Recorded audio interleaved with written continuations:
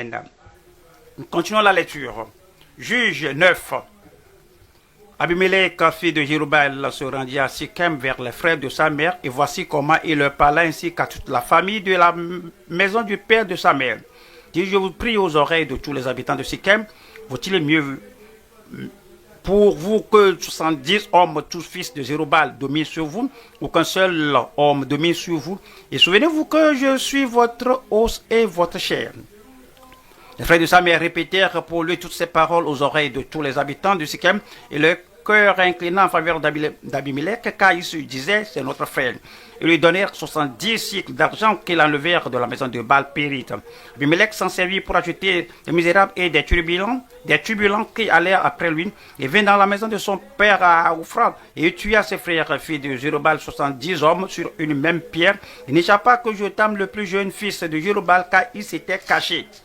Tous les habitants de Sichem et sur la maison de Milo se rassemblèrent et virent et proclamèrent roi Abimelech près du chêne planté dans Sichem. Jotham en fut informé, il alla se placer sur le sommet de la montagne de Garizim. Et voici ce qu'il leur cria à haute voix: écoutez-moi, habitants de Sichem, et que je vous écoute. Les arbres partirent pour aller oindre un roi et le mettre à leur tête. Il dira à l'olivier: règne sur nous. Mais l'olivier leur répondit: je ne serai jamais nuit là qui m'assure les hommages de Dieu et des hommes pour aller planer sur les arbres. Et les arbres dirent au figuier: viens-toi, règne sur nous. Mais le figuier leur répondit: renoncerai-je à ma douceur et à mon excellent fruit pour aller planer sur les arbres? Et les arbres dirent à la vigne: viens-toi, règne sur nous. Mais la vigne leur répondit: ne renoncerai-je à mon vin qui réjouit Dieu et les hommes pour aller planer sur les arbres? Alors tous les arbres dirent au buisson d'épines: viens-toi, règne sur nous. Et le buisson d'épines répondit aux arbres: si c'est de bonne volonté, si c'est de bonne foi que vous voulez moindre pour votre roi, venez réfugier vous sous mon arbre, sous mon ombrage. Sinon un feu sortira du buisson d'épines et dévorera les cèdres du Liban. Maintenant, est-ce de bonne foi et avec intégrité que vous avez agi en proclamant roi Abimelech? Avez-vous eu de la bienveillance pour Jérubbal et sa maison? L'avez-vous traité selon les services qu'il a rendus? Quand mon père a combattu pour vous, il a exposé sa vie et il vous a délivré de la main de Madian. Et vous vous êtes levé contre la maison de mon père. Vous avez tué ses fils, 70 hommes sur une même pierre. Et vous avez proclamé roi sur les habitants de Sichem, Abimelech, fils de sa servante, parce qu'il est votre frère. Et c'est de bonne foi et avec intégrité qu'en ce jour vous avez agi en faveur de Zerubbabel et de sa maison. Eh bien, qu'Abimelech fasse votre joie et que vous fassiez aussi la sienne. Sinon, qu'un feu sorte d'Abimelech et dévore les habitants de Sichem et la maison de Milo, et qu'un feu sorte des habitants de Sichem et de la maison de Milo et dévore Abimelech.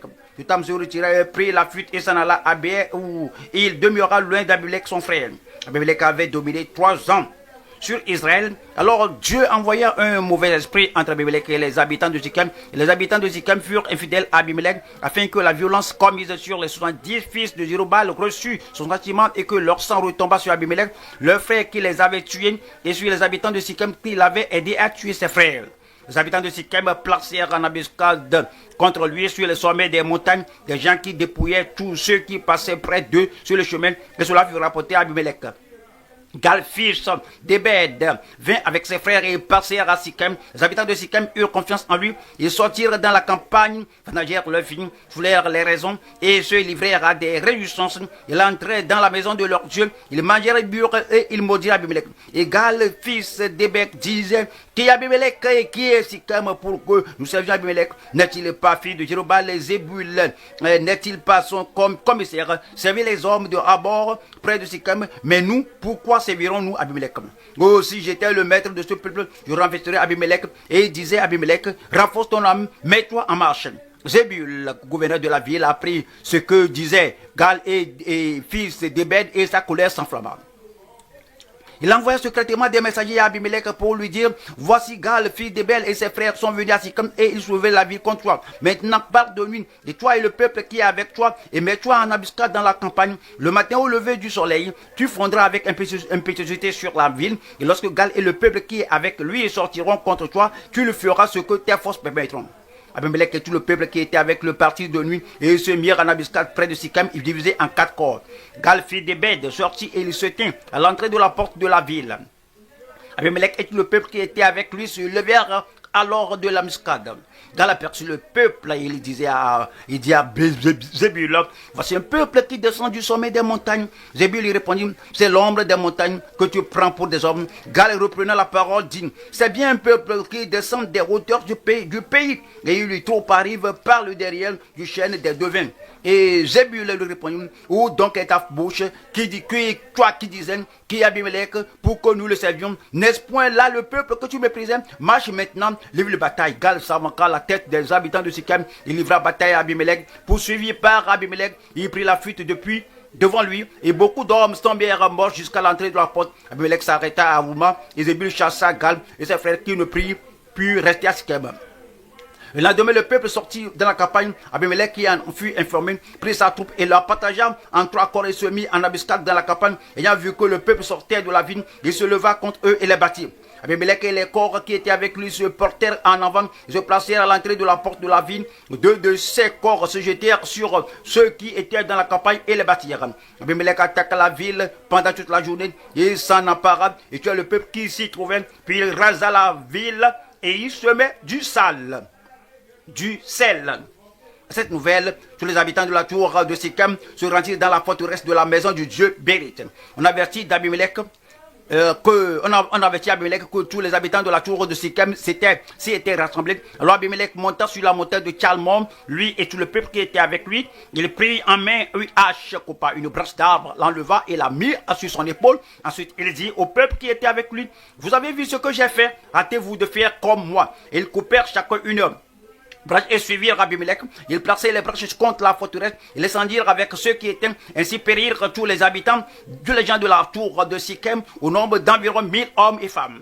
Abimelech marcha contre Thébet, il assaillit Thébet et s'en empara. Il y avait au milieu de la ville une forte tour où se réfugièrent tous les habitants de la ville. Hommes et femmes, ils fermèrent sur eux et montèrent sur le toit de la tour. Abimelech parvint jusqu'à la tour et il attaqua et s'approcha de la porte pour y mettre le feu. Alors une femme s'en lança sur la tête d'Abimelech un morceau de meule, de moulin et lui brisa le crâne. Aussi, il appela le jeune homme qui portait les armes et lui dit, tire ton épée et donne-moi la mort. De peur qu'on le dise de moi, c'est une femme qui l'a tué. Le jeune homme le perça et il mourut. Quand les hommes d'Israël virent Abimelech, qu'Abimelech était mort, ils s'en allaient chacun chez soi. Ainsi, Dieu fit retomber sur Abimelech le mal qu'il avait fait à son père et en tuant ses 70 frères. Et Dieu fit retomber sur la tête des gens de Sichem tout le mal qu'il avait fait. Ainsi s'accomplit sur eux la malédiction de Jotham, fils de Jérubal. Nous venons de suivre la lecture biblique. Amenons, Seigneur, ce que nous avons appris dans la lecture, par le Seigneur dans la prière. Vous avez un commandement, un avertissement, un exemple, une instruction à obéir et une promesse à réclamer. Priez pour la grâce afin que vous fassiez comme vous l'avez appris dans la parole de Dieu. Au nom de Jésus, nous prions.